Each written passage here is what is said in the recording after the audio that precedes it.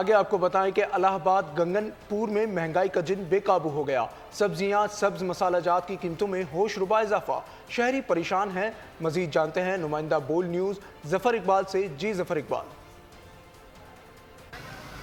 जी, मुल्क भर की तरह इलाहाबाद और कंगनपुर में जो महंगाई का जिन्न है वो बोतल से बाहर आ चुका है। एशिया खरूज जो चीज़ें महंगी से महंगी तर होती जा रही हैं।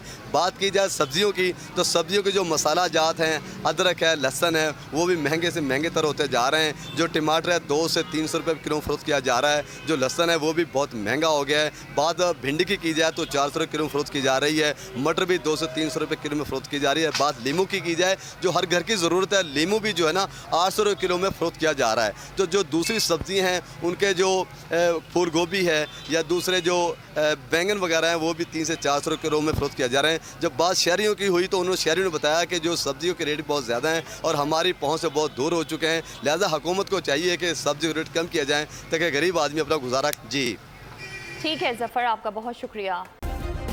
सब्सक्राइब करें और बेल दबाएं ताकि कोई खबर रह न जाए।